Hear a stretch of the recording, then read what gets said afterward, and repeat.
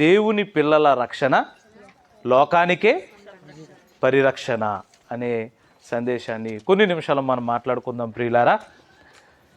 ఈరోజు దేవుని పిల్లల పట్ల సమాజానికి మంచి అభిప్రాయం అనేది లేదు ప్రియులారా. దేవుని పిల్లలు అనగానే చాలామంది హేళన చేసే స్థితిలో కూడా ఈరోజు సమాజం ఉంది. లోకం ఏదంటే అదే మాట్లాడడం మనిషి నేర్చుకున్నాడు గనక దేవునిలోనికి విశ్వాసులుగా వచ్చిన వారు కూడా, విశ్వాస సంబంధమైన జీవితం పరిచయం అయినా కూడా చాలామంది దేవుని మీద ఆధారపడక ఇంకా లోకం మీద ఇష్టాలు కలిగిన వారు లోకంతో ఏకీభవించి నిజమైన దేవుని పిల్లలను రక్షించాలనే ఆలోచన మర్చిపోయారు. మనిషి యొక్క దినచర్యను మనం ఆలోచన చేస్తే ప్రియులారా, ఎవరిని రక్షించడానికి వాడు కష్టపడుతున్నాడు అంటే దేవుని పిల్లలను దేవుని యొక్క ఆలోచనలను రక్షించడానికి కాదు. మరి వేటిని రక్షించుకోవాలనుకుంటున్నాడంటే వాడికి అవసరమైనవి, వాడికి ఇష్టమైనవి, తాను అనుకున్నవే జరిగించాలని ఇష్టపడి వాటిని రక్షించాలనుకుంటున్నాడే కానీ దేవుని పిల్లలను రక్షించాలని ఎవరు బాధ్యత తీసుకోవడం లేదు ప్రియుల. మనం దేవుని పిల్లలను రక్షించకపోతే ఈ లోకము సమాధానముగా ఉండదు. ఎవరిని రక్షించకపోతే, దేవుని పిల్లలను రక్షించకపోతే. మన చర్యలు చూస్తున్నప్పుడు ప్రియులారా, లోకానికి తెలిసిన నీతి దేవుని పిల్లలకి తెలియలేదు. లోకానికి ఒక నీతి తెలిసింది. ఏంటి ఆ నీతి అంటే, వారిని కాపాడే వారిని రక్షించుకోవడంలో చాలా జాగ్రత్తలు వహిస్తుంది లోకం. వారిని కాపాడే వారిని రక్షించుకోవడంలో చాలా శ్రద్ధ వహిస్తుంది లోకం. ఉదాహరణకు దేశాన్ని రక్షించే సైనికులు ఉన్నారా? మిలిటరీ అంటాం, నేవీ అంటాం, అలాగే ఎయిర్ ఫోర్స్ అంటాం. అంటే దేశాలను రక్షించడానికి 3 బలమైన దళాలు ఉన్నాయి. 1 వాయుదళం, 2 నౌకాదళం, 3 మిలిటరీ. వీళ్ళందరూ కూడా దేశాన్ని కాపాడడంలో వారు ఎంతగా శ్రమిస్తారు అంటే ప్రియులారా, ప్రాణాలు పోయినా పర్వాలేదు అనుకుంటారు, నా కుటుంబానికి దూరమైనా పర్వాలేదు అనుకుంటారు. కానీ నేను ఉన్న దేశానికి మాత్రం నేనేం చేయాలి, రక్షకుడిగా ఉండాలని ఆలోచన కలిగి ఉంటారు. ఇలాంటి రక్షణ సంబంధమైన వారిని రక్షించుకోవడం దేశం బాధ్యతగా స్వీకరించి సైనికులను రక్షించడమే మన దేశానికి పరిరక్షణ. అంతేనా? ఇప్పుడు దేశం రక్షింపబడాలంటే ఎవరు రక్షింపబడాలి, ఎవరు క్షేమంగా ఉండాలి, ఎవరికి వసతులను ఇవ్వాలి అంటే దేశ రక్షణలో ఉన్న ఈ యొక్క మిలిటరీ దళాలను కాపాడుకోవాలి. వీరిని కాపాడుకుంటే మన దేశానికి పరిరక్షణ. అంతేనా? అలాగే ఈ మధ్యకాలంలో రైతులను కాపాడండి. ఎవరిని కాపాడాలట? రైతులను కాపాడండి. రైతుల యొక్క పరిస్థితులను చక్కబెట్టండి. ఎందుకంటే రైతట దేశానికి వెన్నుముక. దేశానికి రైతు ఎలాంటి వాడట? వెన్నుముక. ఒక రైతు అనేవాడు లేకపోతే శరీరానికి బలం ఉండదు, దేశానికి బలం ఉండదు. అప్పుడప్పుడు ఎన్నుపూసకు సంబంధించిన ఇబ్బందులు ఉన్నవాళ్ళు నడవగలరండి? వారి జీవితం బాగుంటుందా? వారితో ఉన్న వారి జీవితాలు బాగుంటాయా? ఎవరి బాగోవు. శరీరానికి వెన్నుముక ఎంత అవసరమో ఒక రైతు కూడా అంతే అవసరమని సమాజం గుర్తించింది. రైతుకు కావలసిన వాటిని సిద్ధం చేయడానికి వారిని రక్షించుకుంటే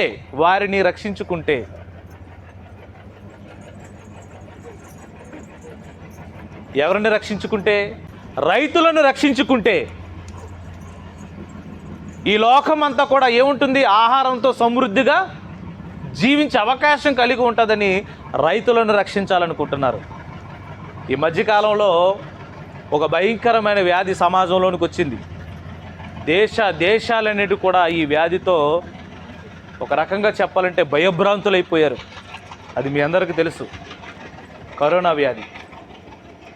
ఈ వ్యాధి గురించి ఎవరెవరి గురించి జాగ్రత్తలు తీసుకోమన్నారు అంటే, ప్రజలు మీ అంతటి మీరు జాగ్రత్తలు పాటించండి.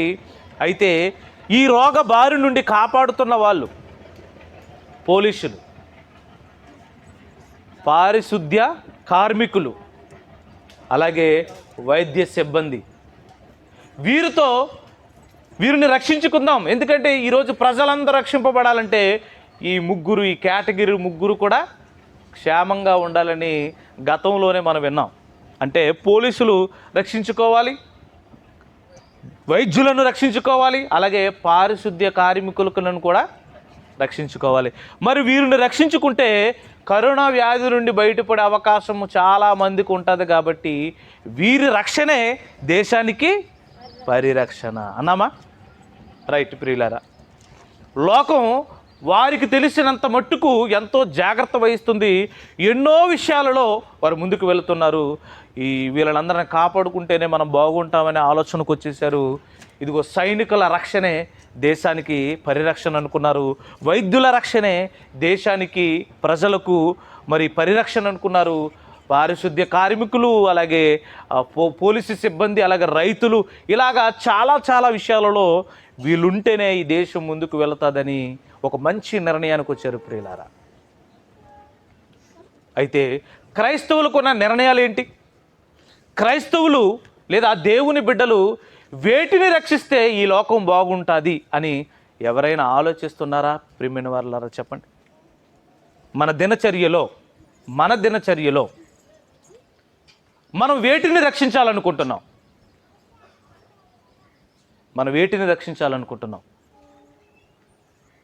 ఆలోచించండి ప్రియులారా. మనం నమ్ముకున్న దేవుడు చాలా ఉన్నతమైన వాడు. మనం నమ్ముకున్న దేవుడు గురించి లోకస్తులు అంటున్న సాక్ష్యాలు ఏంటంటే ప్రియులారా, మీ అందరికీ తెలుసు, ఒక వ్యక్తి మ్యూజిక్ డైరెక్టర్, అతని పేరు ఎంఎం కీరవాణి. అతను ఇస్తున్న సాక్ష్యం ఏంటంటే ప్రియులారా, యేసుక్రీస్తు వారి గురించి. మీ అందరికీ తెలుసు, అతను చాలా గొప్ప మ్యూజిక్ ఇన్స్ట్రుమెంట్స్ ద్వారా సమాజానికి పాటల ద్వారా పరిచయం అయినవాడు. ఒక రకంగా చెప్పాలంటే సంగీత విద్వాంసుడని మనం చెప్పాలి. అలాంటి వ్యక్తి తనకు ఒక సాక్ష్యాన్ని ఇచ్చాడు యేసుక్రీస్తు వారి గురించి. ఏమని సాక్ష్యం ఇచ్చాడంటే ప్రియులారా, నిజంగా క్రైస్తవులుగా మనము అలాంటి గొప్పతనాన్ని మనం ఎందుకు ఇవ్వలేకపోతున్నామని బాధపడేటట్టుగా ఇచ్చాడు ఆయన. ఆయన ఏమన్నాడంటే, నేను ఎన్నో గ్రంథాలు చదివాను. ఎంఎం కీరవాణి ఆయన అంటున్న మాటలు ఏంటంటే, నేను ఎన్నో గ్రంథాలు చదివాను, ఏ గ్రంథములో కూడా క్షమాగుణం అనేది యేసుక్రీస్తు వారు పరాకాష్ఠకు తీసుకెళ్ళినంత స్థితి ఏ గ్రంథంలో కూడా లేదట. ఆయన నమ్ముకున్న పురాణాలలో కానీ, ఆయన నమ్ముకున్న ఏ పుస్తకములోను కానీ యేసుక్రీస్తు వారు చూపించిన, సమాజం పట్ల చూపించిన ఆ ప్రేమ, ఆ త్యాగం ఏదైతే ఉన్నదో అది చాలా ఉన్నతమైనది అని చెప్పాడండి. ఎంత ఉన్నతమైనదట? చాలా ఉన్నతమైనది. దానిని అంత పరాకాష్ఠకు తీసుకువెళ్ళాడంటే ఆ విషయంలో యేసు ప్రభు గారిని నేను పొగడకుండా ఉండలేను అన్నాడండి. యేసుక్రీస్తు వారిని నేను పొగడకుండా ఉండలేను అన్నాడు. నిజంగా యేసుక్రీస్తు అంత గొప్పవాడంటే నిజమేనండి. చాలామంది ప్రేమించిన వాళ్ళల్లో మొట్టమొదట ఎవరు ఉంటారంటే యేసుక్రీస్తే ఉంటాడు. ఎందుకంటే నిజముగా ఆయన జీవితాన్ని ఎరిగిన వాళ్ళు ఖచ్చితంగా ఆయనకు లోబడిపోతూ ఉంటారు. ఆయనను ఒక మాట అనడానికి కూడా ఇష్టపడరు ప్రియమైన వాళ్ళరా.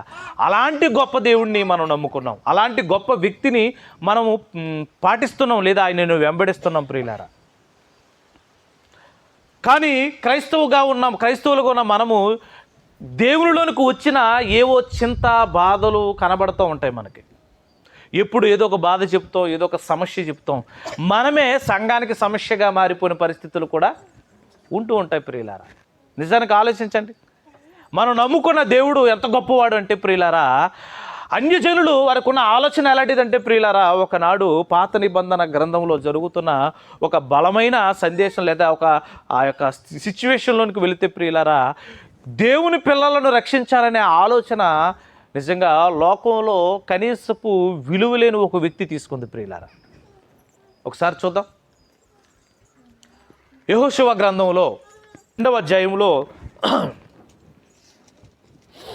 3వ వచనం నుండి మనం చదువుదాం ప్రియ. అతడు నీ యొద్దకు వచ్చి నీ ఇంట చేరిన ఆ మనుషులు వెలుపలకు తీసుకురమ్మని వారు ఈ దేశం అంతటిని వేగు చూచుటకై వచ్చిరని చెప్పుటకు రాహాబు నొద్దకు మనుషులు పంపగా. ప్రియులారా, యెహోషువ గారి కాలంలో రాహాబు అనే వేశ్య ఇంటికి వేగుల వారిని పంపించాడు. ఈ సమాచారం తెలిసిన ఆ యొక్క అధికారులు ఎవరైతే ఉన్నారో, నీ దగ్గరికి వేగులుగా చూడడానికి వచ్చిన వాళ్ళు ఎక్కడున్నారు, వారిని మాకు అప్పగించు అని అడగడానికి ఎవరు వచ్చారట? కొంతమంది మనుషులను ఆయన రాహాబు నొద్దకు మనుషులను పంపగా. ఎవరో ఈ దేశానికి వ్యతిరేకమైన వాళ్ళు మన ప్రాంతంలో అడుగు పెట్టారట, అది కూడా నీ ఇంటి దగ్గరికి వచ్చారట, వాళ్ళు ఎక్కడున్నారని అడుగుతున్నారు. అడుగుతున్నప్పుడు ఈ రాహాబు వేశ్య ఏ దేశానికి సంబంధించినది? వారి దేశానికి సంబంధించినది. ఎవరిని కాపాడడానికి ఇష్టపడుతుంది ఇక్కడ? ఆమె జీవితం ఎలాంటి జీవితం అంటే వేశ్య అన్నాడు ప్రియమైన వాళ్ళ. ఒక వేశ్య దేవుని పిల్లలను రక్షించడానికి నిజంగా ఒక బలమైన వ్యక్తిగా నిలబడ్డది అక్కడ. వారు ఎందుకు పిల్లల రక్షణ కొరకు దేవుడు ఒక నిర్ణయానికి వచ్చిన తర్వాత ఆ రక్షణ సందర్భాలను ఆలోచిస్తే ప్రియులారా, లోకము కూడా దేవుని పిల్లలను రక్షించడానికి ఇష్టపడుతున్న వ్యక్తిగా ఈ రాహాబు అనే వ్యక్తి కనపడుతుంది. ఎందుకు రక్షిస్తుంది అని ఆలోచన చేస్తే ప్రియులారా, 9వ వచనాన్ని చూడండి ప్రియమైన వారులారా. 8 నుంచి, ఆ వేగులు వారు పండుగనకు మునుపు ఆమె వారున్న మిద్దె మీదకెక్కి వారితో ఇట్లనెను, యెహోవా ఈ దేశమును మీకు ఇచ్చుచున్నాడు, మీ వలన మాకు భయము పుట్టిననియు మీ భయము వలన ఈ దేశవాసులందరి ధైర్యము చెడిననియు నేనెరుగుదును. అసలు దేవుని పిల్లల గురించి ఒకసారి ఈ కాశీలో ఉన్నవారు ఆలోచన చేస్తే భయపడిపోతున్నారట. ఎందుకు భయపడిపోతున్నారంటే, ఐగుప్తు దేశంలో బానిసలుగా ఉన్నవారిని మామూలుగా రక్షించలేదు దేవుడు. ఆశ్చర్య కార్యములను చేసి వారి వెనకాల ఆశ్చర్యకరుడు ఉన్నాడని, అనంతమైన దేవుడు ఉన్నాడని, ఆ లోకంలో అంటే అక్కడున్న ప్రాంతాలలో ఏ యొక్క దేశంలో జరగని కార్యక్రమాలు ఐగుప్తు దేశంలో జరిగించి ఇజ్రాయేలీలను నడిపించాడు. ఆ కార్యక్రమాలు వింటున్నప్పుడట వాళ్ళకి ఏమనిపించిందో చెబుతుంది చూడండి ప్రియులారా. 10, మీరు ఐగుప్తు దేశంలో వచ్చినప్పుడు మీ ఎదుట యెహోవా ఎర్ర సముద్రమును నీరును ఎలాగ ఆరిపోచేసెనో, యొర్దాను తీరమున అమోరీయుల రాజులైన సీహోనుకును ఓగునకును మీరేమి చేసిరో మీరెలాగూ నిర్మూలము చేసిరో ఆ సంగతి మేము విన్నాం. ఏ సంగతి విన్నారట? ఏ సంగతి విన్నారంటమ్మా? ఆలోచించండి ప్రియులారా.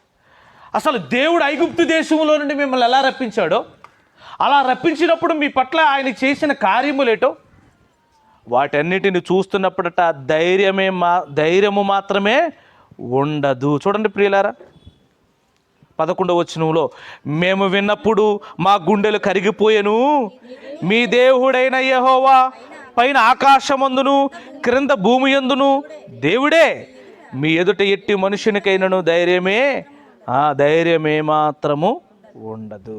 చూడండి ప్రియులారా, ఐగుప్తు దేశంలో ఇజ్రాయేలుని కాపాడుతున్న ఆ సందర్భాలన్నిటిని కూడా ఈ ప్రాంత ప్రజలందరూ విన్న తర్వాత భయభ్రాంతులైపోయారట. ఇలా భయభ్రాంతులైపోయిన వారు, వారికి సంబంధించిన వ్యక్తులు రాగానే, ఆ వేగులు చూడడానికి వచ్చిన వారు రాగానే ఏం చేస్తున్నారు? కాపాడుతున్నారు. అంటే దేవుని పిల్లల రక్షణ ఈ లోకానికే పరిరక్షణ. మీరుండాలి, మేము ఉండకపోయినా పర్వాలేదు. చూడండి ప్రియులారా, లోకంలో ఉన్న వ్యక్తి ఏమనుకుంటుంది? మీరు బ్రతకాలి, మీ దేవుడు గొప్పవాడు, మిమ్మల్ని నడిపించిన దేవుడు చాలా ఉన్నతమైన వాడు, మేము కేవలం ఒట్టివారము, మీరు కాపాడబడాలి, దాని కొరకు నేను ఎలాంటి కార్యక్రమాలైనా చేస్తానని ఒక వేశ్య సిద్ధపడ్డది. ప్రియమైన వాళ్ళ, ఒక వేశ్య సిద్ధపడ్డది.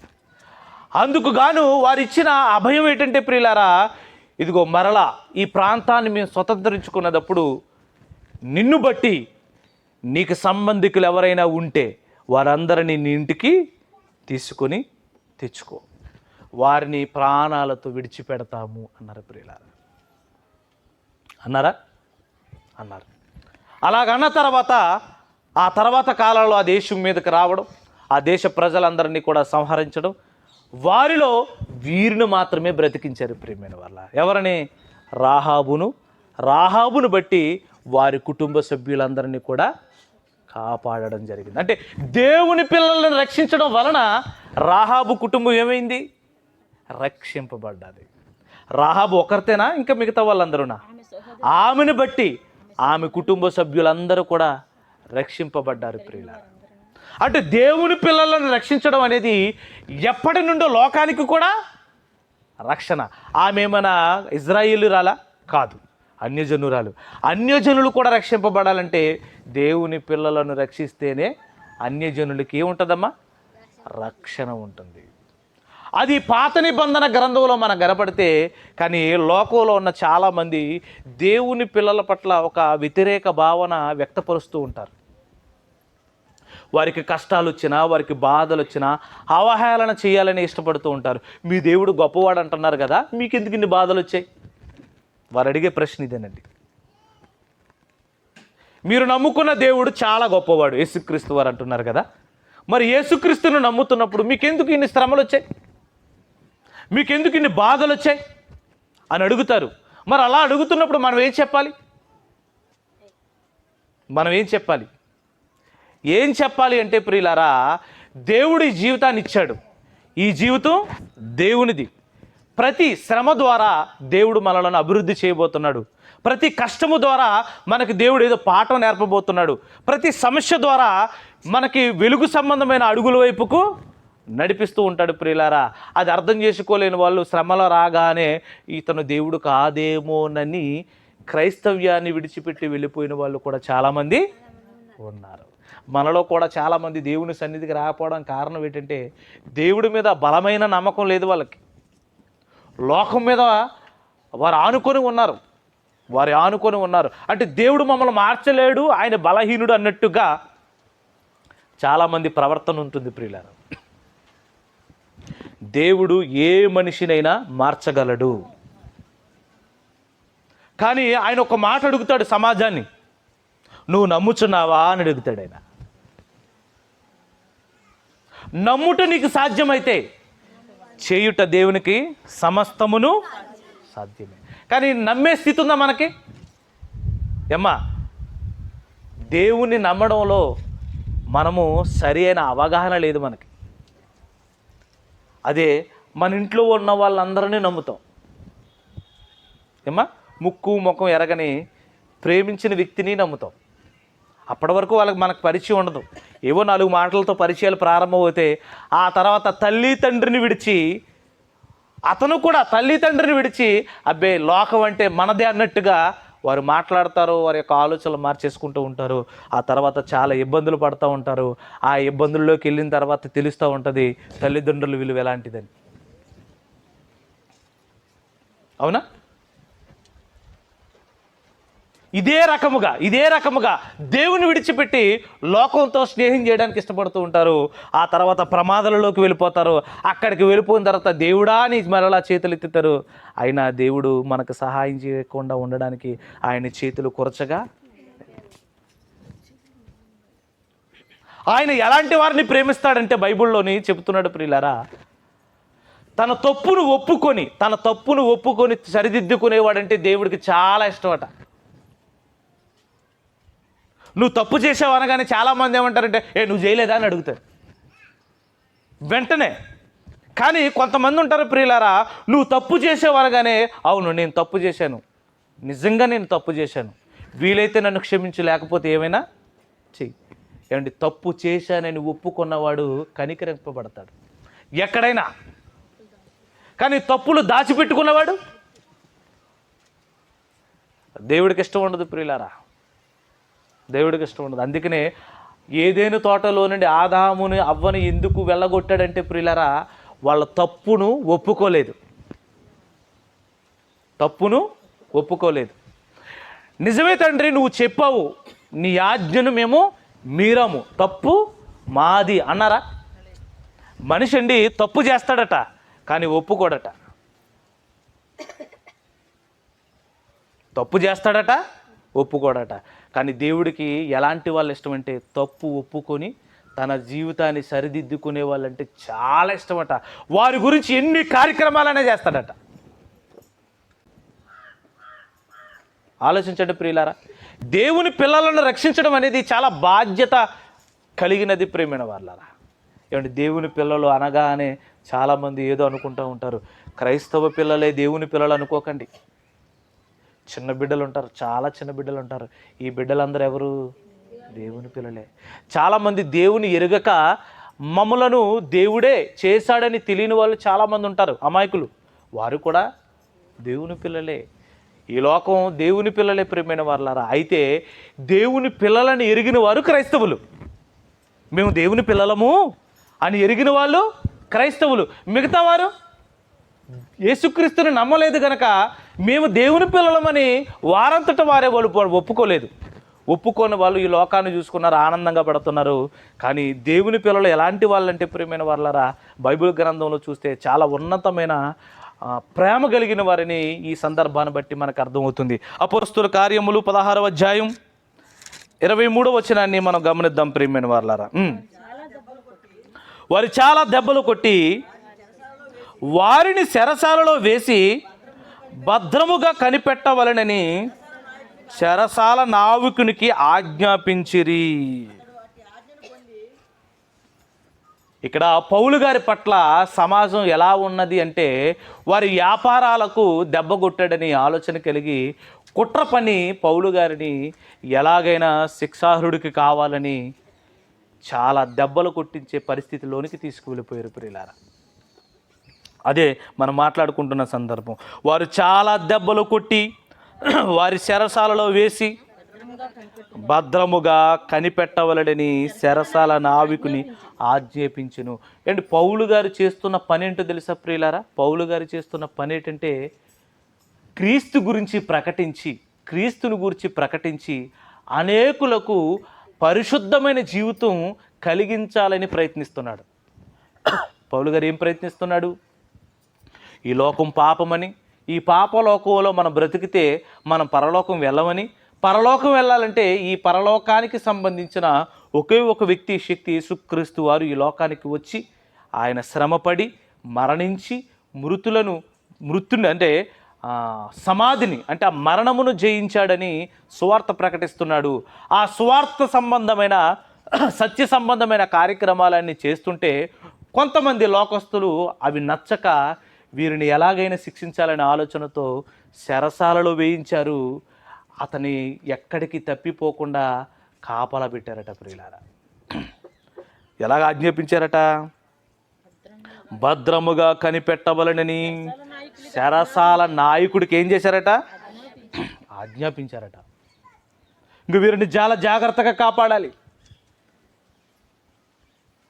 అని చెప్పేసరికి జరుగుతున్న చూడని ప్రియమైన వాళ్ళారా, అతడు అట్టి ఆజ్ఞను పొంది వారిని లోపలికి చెరసాలలోనికి త్రోసి వారి కాళ్ళకు బొండ వేసి బిగించాడట.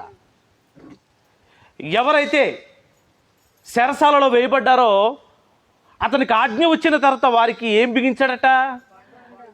కాళ్ళకి బొండ వేసి బిగించాను. అంటే అప్పుడప్పుడు కఠినమైన ఖైదీలను శిక్షించడానికి వాడే ఆ యొక్క గొలుసులను ఏం చేశారమ్మా? కట్టేశారంట. మనకు అర్థమయ్యే భాషలో గొలుసులు, కాళ్ళకి చేతులకి గొలుసులు ఎత్తారు చూసారా? అక్కడ నుండి కదలకుండా బొండ వేశారట. అప్పుడు జరుగుతుంది చూడండి ప్రియులారా. అయితే మధ్యరాత్రి వేళ పౌలు శీలయు ఎవరికి ప్రార్థన చేస్తున్నారు? దేవునికి ప్రార్థించుచు. ఏ టైంలో పాడుతున్నారమ్మా? అదే మనం పాడామనుకోండి, లోకంలో ఉన్న వాళ్ళు పక్కన పెట్టండి, మన వాళ్ళు ఒప్పుకోరు. ఒప్పుకుంటారా? అస్సలు ఒప్పుకోరు. కానీ పాటలు ఎప్పుడు పాడుతున్నారట? ప్రార్థన ఎప్పుడు చేస్తున్నారట? ఏంటి వాళ్ళకున్న ఒకే ఒక్క పని ఏంటి తెలుసా? దేవునితో సంబంధం కలిగి ఉండాలి. పౌలు గారికి ఉన్న సంబంధం, శీల గారికి ఉన్న సంబంధం ఏంటి తెలుసా? మేము దేవునితో ఉండాలి. మనం దేనితో ఉండాలి? సెల్ ఫోన్తో ఉండాలి, టీవీతో ఉండాలి. ఏమా దేనితో ఉండాలి? మనం ఎక్కువగా ఉండేది ఈరోజు మనుషులు సెల్ ఫోన్తోనే ఉంటారు ప్రియులారా. అందులో ఏవైనా మంచి కార్యక్రమాలు చేయడానికి, దేవుని సంబంధమైన వాటిని చేయడానికి లేదా వినడానికి ఇష్టపడతారంటే అబ్బే ఇలాంటిది ఏమి ఉండదు. అందరిని నవ్వించే ప్రోగ్రాం ఒకటి ఉంది, అందరిని ఏడిపించే ప్రోగ్రాం ఒకటి ఉంది, అందరినీ కూడా మెస్మరైజింగ్ చేసే ప్రోగ్రాం ఉంది. గంటల దరిబారి ప్రోగ్రాలన్నీ టీవీలో చూసినవి చాలక యూట్యూబ్లో డౌన్లోడ్ చేసుకుని కూడా చూసిన వాళ్ళు కూడా ఉన్నారు. కానీ పౌలు గారి దగ్గరికి వెళ్ళినప్పుడు ఆయన యొక్క సాంగత్యం ఎవరితో ఉంది? దేవునితో. మరి శీల గారి సాంగత్యం ఎవరితో ఉంది? దేవునితో. ఎప్పుడు ప్రార్థన చేస్తున్నారు? మధ్యరాత్రి వేళ, అంటే అర్ధరాత్రి 12 గంటలు అని మనం అనుకుంటే ఆ టైంలో ప్రార్థన చేస్తున్నారట. అప్పుడేం చేస్తున్నారు? ఇంకేం చేస్తున్నారు? పాటలు పాడుతున్నారట ప్రియులారా. రక్షణార్థమైన పాటలు, దేవుని స్తుతిస్తూ, దేవుని మహింపరుస్తూ, దేవా మమ్మల్ని ఎలా రక్షించావా, మేము ఖైదీలుగా ఉన్న పాటలు పాడుతున్నారంటే ఎంత సంతోషంలో ఉన్నారండి. ఆలోచించండి ప్రియులారా. వాళ్ళు ఖైదీలనేందుకు బాధపడట్లా. ఏ స్థితిలో ఉన్నా దేవుణ్ణి మహిమపరచాలి. మన శ్రమలలో ఉన్న, బాధలలో ఉన్న, కష్టాలలో ఉన్న మనం దేవుణ్ణి. కానీ మనలో ఉన్న అవిశ్వాసం ఏంటంటే ప్రియులారా, కొద్దిపాటి కష్టాలు రాగానే దేవుని సన్నిధి కూడా మానేస్తాం. వద్దండి. ఎలాంటి పరిస్థితుల్లోనైనా దేవుడి మీద ఆధారపడితే పరలోకానికి తీసుకువెళ్ళడానికి అన్ని ప్రయత్నాలు దేవుడు చేస్తాడు తప్ప మనలను బాధించడానికి ఆయన ఏమీ చేయడు ప్రియులారా. మరో మాట చూద్దాం, కింద చూడండి. అంతలో చెరసాల నావికుడు 26వ వచనం, అప్పుడు అకస్మాత్తుగా మహాభూకంపము కలిగెను, చెరసాల పునాదులు అదిరిపోయినట్టు. వీళ్ళ పాడే పాటలట దేవుని యొక్క పరిశుద్ధమైన ఆ యొక్క పరలోకంలో ఉన్న ఆయన్నే కదిలించేట పాటలు. మన ప్రార్థన, మన పాటలు ఎవరిని కదిలించాలి? కొంతమంది ఉంటారు సంఘంలో, అందరూ వచ్చాక పాటలు పాడడానికి ఇష్టపడుతూ ఉంటారు. అప్పుడు అప్పుడే వస్తాడా దేవుడు? ఏమన్నా అప్పుడే వస్తాడా దేవుడు? నువ్వు ఏ స్థితిలో ఉన్నా నువ్వు పాటలు పాడంతే. దేవుడు చూస్తున్నాడనే పాడు, నేను దేవుణ్ణి మహింపరచుకోవాలనే పాడు. లోకంలో ఉన్న టెక్నాలజీ అప్డేట్ అవుతుంది కదా అనేసి మన భక్తిని అప్డేట్ చేయకండి. మన భక్తిలాగే ఉండాలి. అర్థమవుతుందా? ఆలోచన చేసుకోవాలి ప్రియులారా. మనం ఎప్పుడు మాట్లాడాలి, ఎలాంటి సమయాల్లో మాట్లాడాలి అంటే, ఒక్కరున్నా సువార్త చెప్పాలి, 10 మంది ఉన్నా చెప్పాలి, 100 మంది అయినా చెప్పాలి, ఎంతమందికైనా చెప్పాలి. ఒకడుంటే నేను సువార్త చేయనండి అనడానికి లేదు. ఆలోచించండి. వీరు చేసే ప్రార్థన, పాటలు పరలోకంలో ఉన్న దేవుని ఏం చేసేయట? కదిలించి. అంటే మన భక్తి జీవితం పరలోకంలో ఉన్న దేవునికి ఏం కలుగుతుందమ్మా? ఆనందాన్ని ఇస్తుంది ప్రియమైన వాళ్ళ. దేవుడు ఆకాశం నుండి చూస్తున్నాడట. కీర్తనల గ్రంథం 53వ అధ్యాయంలో చూడండి ప్రియులారా. కీర్తనల గ్రంథం 53వ అధ్యాయంలో 2వ వచనాన్ని చూడండి ప్రియులారా. వివేకము కలిగి దేవుణ్ణి వెతుకువారు కలరేమో అని ఆకాశం నుండి ఉన్న ఆయన పని ఏంటో తెలుసా? పరలోకంలో ఉన్న దేవుడు ఆకాశం నుండి ఆయనకున్న పని ఏంటో తెలుసా? ఆయన పని. నన్ను ఎరిగిన వాళ్ళు ఉన్నారా? నా గురించి ప్రార్థన చేసే వాళ్ళు ఉన్నారా? నన్ను గురించి పాటలు పాడేవారు ఉన్నారా? నా మాట విని లోకాన్ని రక్షించేవారు ఉన్నారా? అదేనండి ఆయన పని. కానీ మన పని ఏంటి? మనం కూడా పైకి చూస్తాం ఎప్పుడు? వైఫై సిగ్నల్ అందనప్పుడు. అంతేనండి. కానీ దేవుడు ఆకాశం నుండి చూస్తున్నాడట. ఎవరిని చూస్తున్నాడు? ఆయన బిడ్డలు ఉన్నారా లేదని చూస్తున్నారు. నరులను పరిశీలిస్తున్నాడు. పరిశీలించేసరికి పేతురు గ్రంథంలో ఎవరు కనిపించారో చూద్దాం. 1 పేతురు 3వ అధ్యాయం 12వ వచనంలో చూడండి ప్రియులారా. 1 పేతురు మొదటి గ్రంథం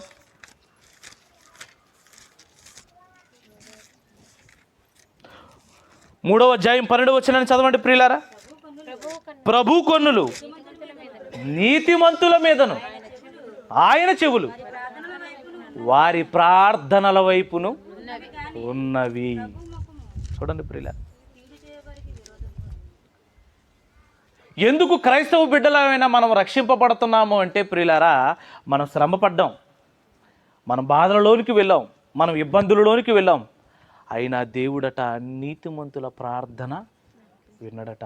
అసలు ఆయన చెవులు ఎప్పుడు తెరుస్తాడు అంటే ప్రియులారా, ఇగో నీతిమంతులు ఎవరైనా ప్రార్థన చేస్తున్నారా, పాటలు పాడుతున్నారా. ఈ మధ్యకాలంలో చాలామంది ఇయర్ ఫోన్స్ పెట్టుకుంటున్నాం, తెలుసు కదా. ఇయర్ ఫోన్స్ పెట్టుకున్నప్పుడు బయటవాడి మాట వినబడదు మనకి. ఏదో మన సెల్ ఫోన్లో ఉన్నది ఏ గాత్రమో మాట పాడుతుందో లేకపోతే ఇంకేమో వస్తున్నాయో అవి మాత్రమే వింటూ ఉంటాం. అప్పుడు మనం పిలుస్తున్నప్పుడు వాడు పట్టించుకోవడం, ఎందుకంటే చెవులు వాడికి వినబడవు. ఆల్రెడీ పెద్ద పెద్ద సౌండ్లతో వింటున్నాడు లోపల. అప్పుడు మనం పిలిచినప్పుడు వాడు మన మాటలు ఏం పట్టించుకోడు. అప్పుడు మనకు అనిపిస్తూ ఉంటుంది, ఏంట్రా వీడికి ఎంత గేర్ వచ్చింది, ఈ మనుషుల్లో లేడేటి అని మనం మాట్లాడుతూ ఉంటుంది. మన మాటలు వినకపోతే మనకు బాధ. కానీ దేవుడు ఎవరి మాటలు వింటాడు అంటే ప్రియులారా, నీతిమంతుల మనవి వింటాడు. మారు మనసు పొందాలనుకునేవాడి మాట వింటాడు ప్రియులారా. ఈరోజు మనం ప్రార్థన చేసాం లేదా దేవుని కృప కోరుకున్నామంటే దానికి కారణం, మనం రక్షింపబడ్డామంటే దానికి కారణం ఏంటంటే ప్రియులారా, మనమేదో నీతిమంతులమని కాదు, కానీ దేవా మేము పాపులమే కానీ నువ్వు రక్షించగలవు అని మన పాపాలు ఒప్పుకొని, దేవా రక్షకుడు నీవేనని ఎరిగాము, ఆ రక్షణ మాకు ఇవ్వండి అని మనం బ్రతిమలాడుకున్నాం. కాబట్టి యవనస్తుడు మన మధ్య ఉన్నాడు. ఆలోచించండి ప్రియులారా. అదే పరిశుద్ధమైన జీవితం కలిగి ఉన్నప్పుడు ఆయన కదులుతాడు. ప్రియమైన వారలారా, పౌలు చేసిన ప్రార్థనకి, శీల చేసిన ప్రార్థనకి, వారు పాడుతున్న పాటలకు పరలోకంలో ఉన్న దేవుడు పరవశించిపోయిన ఆయన ఏం చేశాడు? శరసాల గట భూకంపం వచ్చిందట ప్రియులారా. పునాదులు కదిలిపోయినాయి. మన పాటలు పాడితే పునాదులు కదిలిపోతాయా? అంటే భక్తిపరుల ప్రార్థన ఈ లోకాన్ని కదిలిస్తుంది ప్రియులారా. అవసరమైతే ఈ లోకాన్ని కదిలిస్తుంది, అవసరమైతే ఈ లోకాన్ని కూడా ఆపేస్తుంది ప్రియులారా. మీ అందరికీ తెలుసు, యెహోషువ గారి జీవితంలో సూర్యుడా నువ్వు ఎక్కడే ఉండిపోవాలి అన్నాడా? గిబియోనులో నిలువు. అంటే కాలం నడవాలన్నా, కాలం ఆగిపోవాలన్నా భక్తిపరుల జీవితాల్లో ప్రార్థన అంత బలమైనది ప్రియులారా. ఇటు చక్కగా ప్రార్థన చేశారు, ఎప్పుడు టైం కాని టైంలో చేశారు. ఆ ప్రార్థనకి దేవుడు చెరసాల పునాదులను కదిలించాడు. ఎప్పుడైనా నీ ప్రార్థన ఎదుటివాడి జీవితాన్ని అంతగా కదిలించిందా? ఏమ్మా, మన ప్రార్థన విని మారాలనుకున్నాడు ఎవడన్నా? మరో మాట, మన పాట విని మారాలనుకున్నాడా?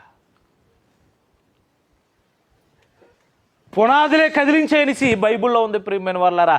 ఎదుటివాడు హృదయాన్ని కదిలించడం ఎంతసేపు? అతడు కూడా మనలాంటి వాడే కదా.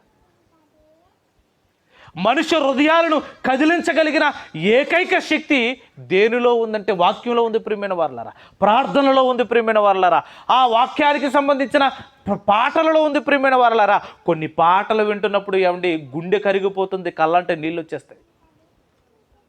కొన్ని పాటలు ఉన్నప్పుడు ఉత్సాహం వస్తుంది ప్రియమైన వారలారా. కొన్ని పాటలు విన్నప్పుడు మన బుద్ధి మారుతూ ఉంటుంది ప్రియులారా. అవునా?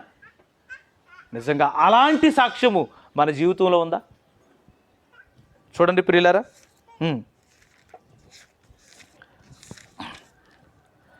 ప్రభు కన్నులు నీతిమంతుల మీదను ఆయన చెవులు వారి ప్రార్థన వైపును ఉన్నవి. ఎప్పుడైతే వాళ్ళు ప్రార్థన చేశారో, ఎప్పుడైతే పాటలు పాడారో, ఆ పాటలు, ఆ ప్రార్థన దేవుడు విని చెరసాల పునాదులు కదిలించాడు. వారిని విడిపించాడు ప్రియమైన వాళ్ళారా. చూడండి, ప్రభు ముఖము అపోస్తుల కార్యములు 16వ అధ్యాయం. పునాదులు అదిరెను, వెంటనే తలుపులన్నీ తెరుచుకొనెను. అపోస్తుల కార్యములు 16:26 వచ్చును. అకస్మాత్తుగా మహాభూకంపం కలిగెను, శరసాల పునాదులు అదిరెను, వెంటనే తలుపులన్నీ తెరుచుకొనెను, అందరి బంధకములు ఊడెను. ఆ ఇబ్బంది నుండి చూడండి ప్రియులారా, సునాయాసనంగా ఎలాగ విడుదల పొందారు. నిజంగా ప్రాణాలకు ఏమవుతుందో అనుకున్నాం ప్రియులారా. ప్రాణాలకు ఏమవుతుంది? ఆయన బిడ్డల పట్ల దేవుడు ఇప్పుడు కరుణ కలిగి ఉంటాడు ప్రియులారా. మీకు విషయం తెలుసో తెలియదో కానీ మన సంఘం పట్ల దేవుడికి చాలా ప్రణాళిక ఉంది, చాలా ప్రణాళిక ఉంది. ఇప్పుడిప్పుడే యవనస్తు బిడ్డలు నిజంగా చక్కగా వారి పాటల ద్వారా, వారి ఆలోచనల ద్వారా దేవునిలోనికి రావడానికి ఇష్టపడుతున్నారు ప్రియులారా. కానీ కొంతమంది ఆ బిడ్డలను కూడా ఆటంకపరిచేవారిగా ఉండడం మంచిది కాదు. ఎందుకంటే దేవుని పిల్లలను రక్షిస్తే లోకానికి ఏం కలుగుతుందమ్మా? పరిరక్షణ. మీ బిడ్డలను దేవునిలో ఉండడానికి ఇష్టపడండి. సరే, మన బ్రతుకు చాలా దేవునికి దూరం అయిపోయింది. బ్రతికేవాడిని ఎందుకు పాడు చేయాలి అమ్మా? బ్రతికేవాడిని ఎందుకు పాడు చేయాలి? నీ కడుపును పుట్టిన బిడ్డే దేవుడి కొరకు బ్రతుకుతున్నాడు, పాటలు పాడుతున్నాడు, వాకింగ్ చెప్తున్నాడు అంటే ఎంత ఆనందం అండి. అయ్యో నేను చేయలేకపోయాను. ఏమండి, ఒకవేళ మీరు నేర్పించకపోతే సంఘానికి పంపించండి, మేము నేర్పిస్తాం. ఈ మాటల ద్వారా వినబడుతున్న ప్రతి మాటను బట్టి వారికి అనేకమైన సంగతులు దేవుడికి అనుకూలమైనవి నేర్పిస్తాం. ఎందుకు నేర్పిస్తామంటే లోకాన్ని పరిరక్షించే వాళ్ళే. దేశాన్ని రక్షించడానికి సైనికులుంటే ఈ లోక పాపము నుండి రక్షించడానికి క్రైస్తవ బిడ్డలు, విశ్వాసులు, దేవుని సంబంధులు ఉన్నారు ప్రియులారా. చూడండి ప్రియులారా, అంతలో చెరసాల నావికుడు మేలుకొని చెరసాల తలుపులని తెరిచి ఉండుట చూచి ఖైదీలు పారిపోయిరనుకొని కత్తి దూసి తన్ను తాను చంపుకొనపోయాను. ఆల్రెడీ నాకు ఆజ్ఞాపించారు, వీళ్ళని జాగ్రత్తగా చూడమని చెప్పారు, జాగ్రత్తగా వాళ్ళని బంధించి చూడమని చెప్పారు. అయితే ఆ బందీఖానాల నుండి వారు విడిపోయారు. భూకంపం వచ్చింది, పునాదులు ఎదిరిపోని ఆ ఖైదీలు పారిపోయారు అనుకున్నారు. అయితే నాకు ఆజ్ఞాపించిన వాడు లేదా ఈ బాధ్యతను అప్పగించిన వాళ్ళు వచ్చి ఒకవేళ నన్ను చంపుతారు, ఎందుకంటే ఖైదీలు లేరు కనుక. లోకం ఎలాంటిదంటే ప్రియమైన వారలారా, ఈ లోకంలో ఉన్న కొంతమంది ఎలాంటి వాళ్ళంటే ప్రియమైన వారలారా, దేవుని పిల్లలను చంపు అంటారు కొంతమంది. ఒకవేళ అలా చంపడం వీలు పడనప్పుడు కాపలాదారులను కూడా చంపేవారుగా ఉంటారు. అవునా? అలాంటి తరుణం జరుగుతుంది. అప్పుడు చంపుకోబోయాను. అప్పుడు పౌలు, నీవు ఏ హానియు చేసుకొనవద్దు, మేమందరం ఇక్కడే ఉన్నాం అని ఎలా చెప్పాడట? బిగ్గరగా చెప్పాడట. అతడు దీపము తెమ్మని చెప్పి లోపలికి వచ్చి వణుకుచు పౌలును శీలను సాగిలపడి వారిని వెలుపలకు తీసుకుని వచ్చి, అయ్యలారా, రక్షణ పొందడానికి నేనేం చేయాలి? వాళ్ళు ఏం చేశారు? ఆ నావికుడికి ఏమైనా చెప్పారా? వాళ్ళ క్యారెక్టర్ని చూశాడు. ఇంత అవకాశం ఉన్నా పారిపోకుండా ఎలా ఉన్నారు వీళ్ళు? అంటే అవకాశం రాగానే ఏం చేస్తాడు తెలుసా? అందుకోవడానికి ఇష్టపడుతూ ఉంటాడు. చాలామంది దోచుకోవడానికి ఇష్టపడుతూ ఉంటారు. కానీ వీళ్ళు ఏం చేశారు? నీతిమంతులు కనుక, నీతి కలిగిన వారు ఉన్నారు కనుక వాళ్ళు ఏం చేశారు? అక్కడే ఉండిపోయారు. వాళ్ళు ఉన్నది ఎందుకంటే నావికుడు ప్రాణాలు పోగొట్టుకుంటాడేమో అని ఆలోచించారు ప్రియులారా. మీ ప్రాణాలు తీయడానికి నేను బంధిస్తే నా ప్రాణాన్ని కాపాడడానికి మీరు ఇక్కడ ఉన్నారా? చూడండి ప్రియులారా, క్రైస్తవ బిడ్డలంటే సామాన్యులు కాదు. మిమ్మల్ని బంధించిన నన్ను ప్రేమించి నా ప్రాణాలనే కాపాడడానికి మీరెక్కడ ఉండిపోయారా? అసలు రక్షణ అంటే మీరేనయ్యా అన్నాడంతే. రక్షణకు అర్థం ఎవరట? పౌలు శీల అయిపోయారండి. అంటే క్రైస్తవ బిడ్డలు ఎలా ఉండాలంటే ప్రియమైన వాళ్ళరా, మనతో పరిచయం అయినా, మనతో మాట్లాడినా, మన కుటుంబాలతో సాంగత్యం ఉన్నా ఆ ఎదుటి వాళ్ళకి ఎలా ఉండాలి? ఎలా ఉండాలి? రక్షణగా ఉండాలి. నేను స్నేహం చేస్తే వారి కుటుంబంతోనే చేయాలి, నేను స్నేహం చేస్తే ఆ సంఘపు విశ్వాసులతోనే నేను ఉండాలి అనేటట్టుగా ఉండాలి ప్రియులారా. పౌలు అంటున్నాడు, ఆ చీకట్లు అరిచాడు. ఏమని అరిచాడంటే, ఆ నావికుడిని చూసి అంటున్నాడు, నువ్వు ఏ హాని చేసుకోవద్దు. నువ్వెందుకు హాని చేసుకుంటున్నావు? నువ్వు హాని చేసుకోవద్దు, నిన్ను బ్రతికించడానికి మేము ఇక్కడ ఉన్నాం. చూడండి ప్రియులారా, రక్షణ పొందుటకు నేను ఏమి చేయాలి? అందుకు వారు ప్రభువైన యేసునందు విశ్వాసం ఉంచుము. అసలు నువ్వు ఎందుకు కాపాడబడ్డావంటే, అసలు మేము ఎందుకు ఇక్కడ ఉన్నామంటే, మమ్మల్ని నడిపించిన కాపాడిన యేసుక్రీస్తు. ఎవరట? మమ్మల్ని కాపాడిన యేసుక్రీస్తు. అందుకనే ఆ యేసును విశ్వసించు, రక్షణ పొందు. చూడండి ప్రియులారా, అప్పుడు నీవును నీ ఇంటి వారును రక్షణ పొందుదరని చెప్పి అతని ఇంటి వారి అందరికీ దేవుని వాక్యం బోధించారు. ఎప్పుడు? ఎప్పుడు? రాత్రి జరుగుతుంది ఇదంతా. ఏ రోజైనా అర్ధరాత్రి గట్ల రక్షణ సంబంధమైన అవకాశం వచ్చినప్పుడు నువ్వు చెప్పావా? ఈ టైంలో ఏంటండి అంటాం మనం. మనకి ఏ టైం రావాలి మరి? ఉదయం లేవగానే టిఫిన్లు అంటాం, మధ్యాహ్నం అనగానే భోజనం అంటాం, సాయంత్రం అనగానే మళ్ళా పనిపాట్లు అంటాం. మరి మనకి ఏ సమయం కుదురుతుంది రక్షణ ఒక వ్యక్తికి రక్షించడానికి? చెప్పండి ప్రియులారా. టైం కానీ టైంలో తిన్నారా ఉన్నారనే పరిస్థితులు ఏమైనా ఉన్నాయి? అప్పుడు ఆల్రెడీ చాలా దెబ్బలు కొట్టారట. దెబ్బలతో ఉన్న పౌలు ఏం చేయాలి? అయ్యో నొప్పులు అని బాధపడాలా? ఆ నొప్పులు ఏం బాధపడట్లా. నా గురించి యేసుక్రీస్తే కొరడా దెబ్బలు తిన్నాడు. ఈ దెబ్బలు ఏ పాటివి? ఈ శ్రమ ఏ పాటిది? నా గురించి గంటల తరబడి ఆయన శిలువ మీద ఉండిపోయాడు. ఎలా ప్రాణాలు పోతున్నా సరే నేనే పాటి వాడిని? నాకేమైనా ప్రాణం పోస్తుందో? దెబ్బలే కొట్టారు. అయినా ఈ సమయంలో ఆ రోజు యేసుక్రీస్తు ఎలాగైతే తన చుట్టూ ఉన్న వారిని చూసి వీరేమి చేయుచున్నారు వీరు ఎరుగరని వారిని పాపమును క్షమించమని చెప్పాడో, ఇక్కడ పౌలు అదే చేస్తున్నాడు. ఇదిగో నీకు నువ్వు హాని చేసుకోవద్దు, ఇదిగో మేమేదో పోయావని నువ్వెందుకు హాని చేసుకుంటావు? నిన్ను బ్రతికించడానికి ఇక్కడ ఉన్నావు. మమ్మల్ని బంధించావు రైటే, నువ్వు నన్ను బంధించావని నీ మీద మాకు ఎలాంటి పగ ప్రతీకారాలు లేవు. దేవుని యావత్తు జరిగించడానికి మేమున్నాం. ఆయనే అన్ని సిలువ మీదకి వెళ్ళకముందు అన్ని దెబ్బలు భరించిన ఆయన, నేను ఈ దెబ్బలు ఏ పాటివి అనుకున్నాడు పౌలు శీల. మనం ఉన్నాం ప్రియమైన వాళ్ళరా, గోరికి దెబ్బ తగిలితే చాలు ప్రియమైన వాళ్ళరా గందరగోళం చేస్తాం. దేనికి? చిటికిని వేలు గోరికి దెబ్బ తగిలింది అనుకోండి, అబ్బా మనకున్న పాటలు ఎంత అంతా కాదు, అందరి మీద చిరాకు పడతాం. భార్యకి తగిలింది అనుకోండి భర్త మీద చిరాకు పడిపోద్ది, భర్తకు తగిలింది అనుకోండి భార్య మీద చిరాకు పడిపోతాడు. ఇది మన పరిస్థితి. కానీ పౌలు చూడండి చక్కగా పాటలు పాడుతున్నాడట, ప్రార్థన చేస్తున్నాడట. ఎప్పుడు? మరలా ఏం చేస్తున్నాడట? ఈ బాధలన్నీ మర్చిపోయాడు, ఈ గాయాలన్నీ మర్చిపోయాడు. అతని ఇంటి వారందరికీ కూడా వాక్యాన్ని బోధించాడట. ప్రియులారా, ఇదిగో మేము నమ్మిన దేవుడు ఎంత గొప్పవాడో తెలుసా?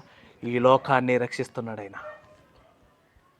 ఈ లోకంలో ఉన్న ప్రతి పాపిని రక్షిస్తున్నాడు ఆయన. ప్రతి పాప జీవితాన్ని పరిశుద్ధపరుస్తున్నాడు ఆయన. మనలను పరిశుద్ధపరచడానికి తన జీవితాన్ని యాగంగా అర్పించాడు యేసుక్రీస్తు. ఆయన శిలువ మీద ఎందుకు చచ్చిపోయాడో తెలుసా? ఆయన ఏదో పాపం చేశాడని కాదు. ఆయన పాపం చేశాడని చచ్చిపోయాడా? ఎవరికైనా అన్యాయం చేశాడని చచ్చిపోయాడా? ఎవరి గురించి చనిపోయాడో తెలుసా?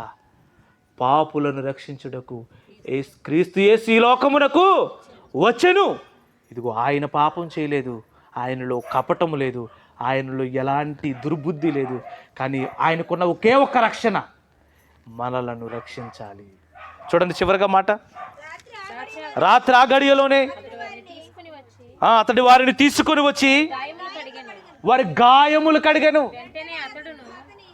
వెంటనే అతడును అతని ఇంటి వారందరూ బాప్తీసం పొందారు. ఎప్పుడు? క్రిస్మస్ వస్తుంది ఆగండి, నూతన సంవత్సరం వస్తుంది ఆగండి. ఏమ్మా ఆ మధ్యకాలంలో క్రైస్తవులు ఎక్కువగా చేస్తారు, సమాధుల దగ్గరికి వెళ్ళి ఏంటది ఈస్టర్ వస్తుంది ఆగండి. ఏమైనా అన్నాడు ఈయన? ఏమ్మా ఏమైనా అన్నాడా? వెలుగు వస్తుంది ఉండండి, వెలుగు వస్తుంది ఉండండి, మధ్యాహ్నం వరకు ఉందాం, సాయంకాలం వరకు ఉందాం, 2 రోజులు చూసాకెత్తాం అన్నారా? లేదు ప్రియమైన వాళ్ళరా. ఆ గడియలోనే, ఏ గడియ? ఆ అర్ధరాత్రి సమయంలోనే. ఇట అర్ధరాత్రి సమయంలో వాక్యం వినడానికి ఆ ఇంటి సభ్యులందరూ సిద్ధపడ్డారంటే ఎంత గొప్ప విషయం ప్రియమైన వాళ్ళరా. జైలు అధికారి వచ్చాడు, ఆ కుటుంబ సభ్యులను లేపాడు. ఇదిగో ఏం జరిగిందో తెలుసా, ఏం జరిగిందో తెలుసా, నాకు బాధ్యతను అప్పగించారు, అయితే గందరగోళం అయిపోయింది, నా ప్రాణాలను తీసుకుందాం అనుకున్నాను, ఇదిగో కత్తి చేత పట్టుకున్నాను, లేదా ఒక భయంకరమైన ఆయుధాన్ని దగ్గర పెట్టుకున్నాను, నన్ను నేనే చంపుకుందాం అనుకున్నాను, కానీ యేసుక్రీస్తు నన్ను తన బిడ్డల ద్వారా రక్షించాడు. ఇది సాక్ష్యం. నా ప్రాణాలు పోయే పరిస్థితి నుండి నా ప్రభువే నన్ను కాపాడాడు, నా ప్రభువు కాపాడాడు, నా ప్రభువు కాపాడు. అలాంటి గొప్ప దేవుడిని నమ్మకుండా నేను ఎలా ఉండగలను? లేవండి లేవండి లేవండి అని ఆ నిద్ర లేపేశాడు ప్రియమైన వాళ్ళారా. ఆ కుటుంబ సభ్యులందరూ నిద్రలేచారు. ఇదిగో వీళ్ళ ద్వారానే ఆ రక్షణ నేను కలిగించుకున్నాను. వారి మాటలు విందాం. ఇదిగో రక్షణ వాళ్ళ దగ్గరే ఉంది. ఎందుకంటే ఇలాంటి దేవుని పిల్లలను రక్షించడం, వారి మాటలను వినడం లోకస్తులుగా మనకి పరిరక్షణ. వెంటనే ఆ గడియలోనే బాప్తిసం తీసుకున్నారట ప్రియులారా. మన జీవితంలో చాలా మేలులు పొందుతాం ఇంకా బాప్తిజాలు తీసుకోమని.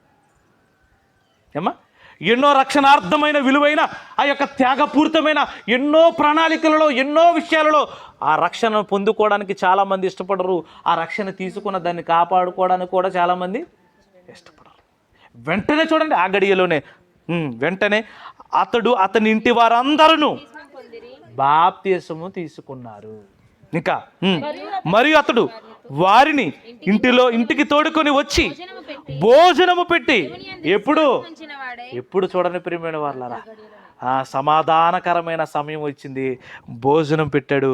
దేవుని యందు విశ్వాసించి తన ఇంటి వారితో కూడా ఆనందించాను. ఏంటి బాధలో ఉన్నవాడు ఎక్కడికి వెళ్ళిపోడు? ఇప్పుడు సంతోషంలోనికి వెళ్ళిపోడు. చచ్చిపోవాలనుకున్నవాడు బ్రతికితే క్రీస్తులో బ్రతకాలనే ఉద్దేశం కలిగి ఉన్నాడు. ఇప్పుడు చనిపోయినా పర్వాలేదు, ఎందుకు చనిపోయినా పర్వాలేదు? నా మట్టుకైతే బ్రతుకుట క్రీస్తు, సావైతే లాభం. ఈరోజు నావికుడిగా ఉన్న నన్ను ఆ యొక్క ఆ ఉద్యోగంలో పెట్టిన వారు లేదా నా మీద అధికారులు వచ్చి నువ్వెందుకు ఇలా చేసావంటే రక్షణ వాళ్ళలోనే ఉంది, నన్ను ఏం చేసుకున్నా పర్వాలేదు అంటాడు. ఇప్పుడు పౌలు గారు ఉన్న ప్లేస్లోకి ఎవరు వెళ్ళిపోవడానికి సిద్ధపడుతున్నాడు? ఈ నావికుడు వెళ్ళిపోవాలని సిద్ధపడుతున్నాడు. చూడండి ప్రియులారా, ఏమండి దేవుని పిల్లలు ఎందుకు రక్షింపబడాలంటే లోకానికే పరిరక్షణ. ఈ నావికుని కుటుంబానికి పరిరక్షకులు అవ్వలేదా? అయ్యారా లేదా?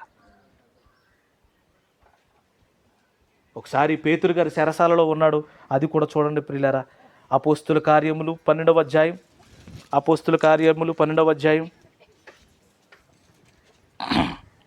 5వ వచనాన్ని చూడండి ప్రియులారా. పేతురు చెరసాలలో ఉంచబడెను, సంఘమైతే అతని కొరకు అత్యాసక్తి. అత్యాసక్త ఇటు ప్రార్థనలో మనకి ఆసక్తే ఉండదు, కానీ ప్రారంభ సంఘానికి ఏముందట? పేతురు రావాలి, అనేక మందికి వాక్యము ప్రకటించాలి. మా మాట చెబితే నమ్ముతారో లేదో కానీ పేతురు బోధ చేస్తే మాత్రం చాలామంది మారిపోతారు. కానీ పేతురు ఎక్కడున్నాడు? చెరసాలలో ఉన్నాడు. ఎందుకున్నాడు? క్రీస్తుని బట్టే ఉన్నాడు. ఎందుకున్నాడో పైన చెబుతున్నాడు చూడండి. దాదాపు అదే కాలమందు రాజైన ఏ రోజు సంఘము వారిలో కొందరిని బాధ పెట్టుటకు బలాత్కారముగా పట్టుకొని యోహాను సహోదరుడు యాకోబును చంపించాడు. ఇది యూదులకు ఇష్టమైన కార్యమని తెలుసుకొని పేతురును కూడా పట్టుకున్నాడట. దేవుని పిల్లలను రక్షించుకోవలసిన వాళ్ళు చంపుకుంటున్నారు వాళ్ళు. కానీ కొంతమంది దేవుని పిల్లలను రక్షించాలని సంఘమంతా ఏమంటే దేవుని బిడ్డలు బ్రతకడం అనేది దేవునికి ఇష్టము. అలాగే క్రైస్తవులు కూడా ఇష్టపడాలి ప్రియమైన వాళ్ళారా. అలాగే అన్యజనులు చనిపోవాలని కోరుకోమని కాదు ప్రియులారా, వారిని రక్షించడానికే దేవుడు మనలను ఉంచుతున్నాడు. పౌలు శీల అక్కడ ఎందుకు ఉండిపోయారంటే నావికుని కుటుంబాన్ని రక్షించాలి. అంటే నావికుడు ఎలా ఉన్నాడు? లోకస్తుడిగా ఉన్నాడు, లోక సంబంధమైన అధికారంలో ఉన్నాడు, లోక సంబంధమైన పరిపాట్లలో ఉన్నాడు. వాళ్ళు చెప్పిన బాధ్యతే నిజమైనది అనుకుంటున్నాడు, ఇదే జీవితం అనుకుంటున్నాడు, ఇకపోతే ఇంకో జీవితం లేదనుకుంటున్నాడు. అలాంటి వ్యక్తికి అసలు సిసలైన జీవితం యేసుక్రీస్తులో ఉందని తెలియజేశారు. యేసు ఎంత ప్రేమిస్తాడంటే నీ మరణం నుండి కూడా తప్పించేవాడు ఆయనే. సంతోషిస్తున్నాడు ప్రియులారా, సంతోషిస్తున్నాడు. అందుకనే దేవుని బిడ్డల పట్ల మనము చాలా మంచి ఆలోచన కలిగి ఉండాలి. ఎవరైనా పాటలు పాడుతుంటే ఎంకరేజ్ చేయండి, ఎవరైనా వాక్యం చెబుతుంటే ఎంకరేజ్ చేయండి, ఎవరైనా దేవుడు సన్నిధికి వెళతానంటే వారిని ఆపకండి. ఆ సంఘానికి ఎందుకు వెళ్ళాలి, అది వేరే కులస్తుల సంఘం, లేకపోతే ఇది ఏమైనా మనుషులు పెట్టే సంఘాలు లాంటివి, ఏమైనా ఆ కులానికి సంబంధించింది, ఈ కులానికి సంబంధించి అనడానికి. క్రీస్తు ఏ కులానికి సంబంధించిన వాడు? ఏమ్మా, బైబుల్ ఏ కులానికి సంబంధించింది? దేవుని ఆ దృష్టితో చూస్తే నువ్వు ఎప్పటికీ ఎదగవు. దేవుడు యేసుక్రీస్తు పరలోకానికి సంబంధించిన వాడు. యేసుక్రీస్తు పాపము లేనివాడు. యేసుక్రీస్తుకి ఏ కులము ఆపాదించడానికి లేదు. ఈరోజు క్రైస్తవులలో చాలామంది కులాన్ని బట్టి సంఘాలను ఏర్పరచుకున్నారు. పాస్టర్ గారు ఏ కులం అమ్మా అని అడుగుతున్నారు. ఎవరిదట? పాస్టర్ గారిది ఏ కులమా? మీకున్న గజ్జంతా ఆయనకి అంటిస్తారా? ఏ సేవకుడికి ఏ కులము లేదు. అందరూ కూడా క్రీస్తునందు నూతనంగా బ్రతికింపబడిన వారు, పాపాన్ని విడిచిపెట్టి పరిశుద్ధతలోనికి అడుగుపెట్టిన వారికి ఏ కులం ఉంటుంది చెప్పండి ప్రియులారా? ఆయనకు కులాలకు అతీతుడు ప్రియమైన వర్లారా. మనుషులు వివిధ తంత్రములు కల్పించుకొని ఉన్నారన్నాడు సామెతలలో. దేవుడు నరులను యథార్థవంతులుగా పుట్టించాను, అయితే నరులు వారు వివిధ తంత్రములు, అంటే మనం తంత్రగట్టుగలమన్నమాట. అన్ని చిత్రాతి చిత్రమైన సంగతులు చేసేవాళ్ళు ఎవరంటే మనమే. అందును బట్టి ప్రియులారా, దేవుని పిల్లలను రక్షించండి, సేవకులను రక్షించుకోవాలి, విశ్వాసులను రక్షించుకోవాలి, పరిశుద్ధంగా బ్రతుకుతున్న భక్తులను రక్షించుకోవాలి. వీళ్ళే ఎందుకు రక్షించాలంటే, ఈరోజు పేతురు గారి గురించి చదువుకుంటున్నాం. పేతురు గారి గురించి చదువుకుంటున్నాం అంటే అర్థం ఏంటో తెలుసా? ఈ లోకానికి పరిరక్షించే వాళ్ళు. నీ సాక్ష్యం ఉందా? నా సాక్ష్యం అవసరమా? చెప్పండి ప్రియులారా. ఈరోజు పేతురు సాక్ష్యం అవసరం, యాకోబు సాక్ష్యం అవసరం, తిమోతి సాక్ష్యం అవసరం, తీతుకు సాక్ష్యం అవసరం, ఒక రాహాబు సాక్ష్యం అవసరం. ఎందుకు? ఈ లోకం ఉన్నంతకాలం వాళ్ళే రక్షిస్తారు. అంటే దేవుని పిల్లల రక్షణ ఈ లోకానికే పరిరక్షణ. అందుకనే ఒక వేశ్య గురించి కూడా బైబిల్లో రాశాడు ప్రేమైన వాళ్ళ. రాయలేదా? ఆమె దేవుని పిల్లలను రక్షించింది కాబట్టి తన కుటుంబాన్ని కాపాడుకుంది. దేవుని పిల్లలను నావికుడు అర్థం చేసుకున్నాడు. అందుకనే ఆ నావికుని కుటుంబం రక్షణలోనికి వెళ్ళింది. అత్యాసక్తితో సంఘం ప్రార్థన చేసింది గనకే పేతురు విడిపింపబడ్డాడు, మరలా సంఘములోనికి వచ్చాడు. దేవుని మాటల చేత వారిని బలపరిచాడు ప్రేమైన వాళ్ళారా. అండ్ ప్రతి దినము మనం దేని గురించి చింత కలిగి ఉండాలి తెలుసా? దేవుని పిల్లలను రక్షించాలి, దేవుని పిల్లలను రక్షించాలి. వారి గురించి అవసరమైతే ఎలాంటి విషయాలలోనైనా ముందుకు వెళ్ళిపోవాలి. రాహాబ్ అనే వేశ్య ఏం చేసింది తెలుసా? ఒకవేళ నిజమని తెలిస్తే ఆమెను ఏం చేస్తారు? ఆ దేశస్తులు చంపేస్తారు. అవునా? చంపేస్తారు. చంపేస్తారు. అయినా ఒప్పుకుందా? ఒకరోజు యూదులకు శ్రమలు వచ్చాయి. అలాంటి టైంలో ఎస్తేరు ఏం చేసిందో తెలుసా? ప్రాణాలకు తెగించింది. ఏం చేసిందమ్మా? ప్రాణాలకు తెగించి రాజు దగ్గరికి వెళ్ళింది. ఎందుకు? దేవుని పిల్లల రక్షణ, ఈ లోకానికే పరిరక్షణ. ఎందుకంటే యూదులలో నుండి ఎవరు రాబోతున్నారు? మరియ రాబోతుంది. మరి ఒక్కరితో వస్తుందా? మరియను బట్టి యేసుక్రీస్తు కూడా రాబోతున్నాడు. మరి యూదులు ఉండాలిగా, ఉండాలా? యోసేపు రావాలి, మరియ రావాలి, వీళ్ళందరూ రావాలంటే యూదులు బ్రతకాలంటే ఎస్తేరు మంచి నిర్ణయం తీసుకోవాలి. అక్కడ తీసుకుంది. నా గురించి ప్రార్థన చేయండి, ఉపవాసం ఉండండి, నేను రాజు దగ్గరికి వెళ్ళబోతున్నాను. వెళ్ళిన తర్వాత ఆమె ప్రార్థన విన్నాడు. ఆమె గురించి ప్రార్థించిన ఇజ్రాయేలులైన యూదుల ప్రార్థన విన్నాడు. వినిన దేవుడు ఆయన చెవి యొగ్గాడు, మంచి సమాధానం కలిగించాడు. ఎస్తేరును చూడగానే దయ కలిగేను అని ఉంటుంది ప్రియులారా. దయ. ఒకరోజు నాహావుతో చెప్పాడు. ఏమని చెప్పాడు తెలుసా? ఇదిగో ఈ లోకం పాపమైపోయింది, ఈ లోకాన్ని ఉంచను, కానీ నీ ద్వారా లోకానికి రక్షణ కలిగించాలనుకుంటున్నాను, నువ్వు వాడ చేసుకో అన్నది. చూడండి ప్రియులారా, అపోస్తలుల ఆదికాండం 6వ అధ్యాయంలో మంచి సందర్భం.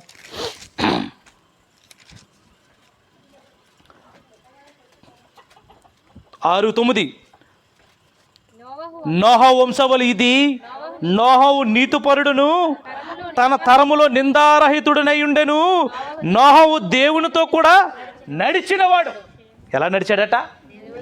నోహవు దేవునితో నడిచాడట, నిందారహితుడట.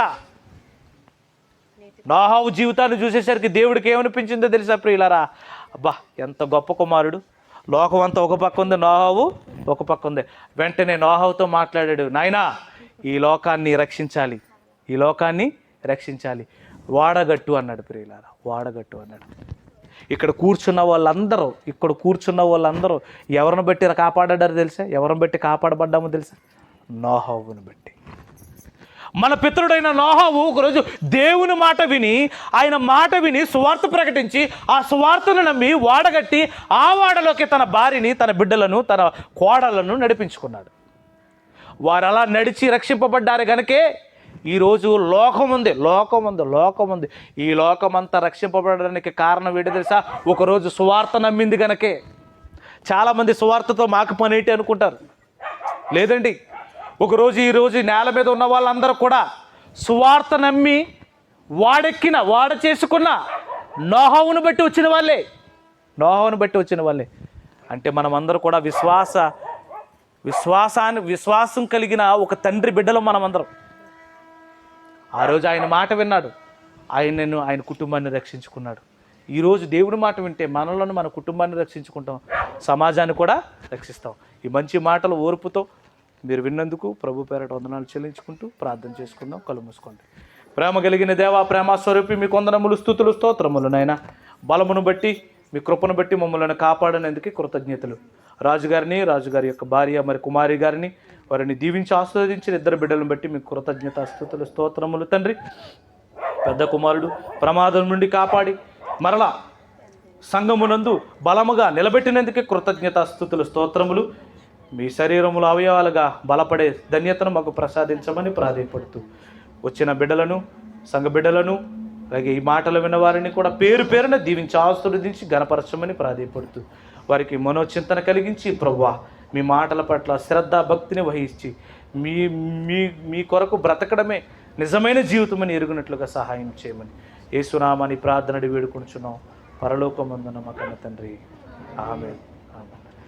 మా అందరికీ వందనాలు.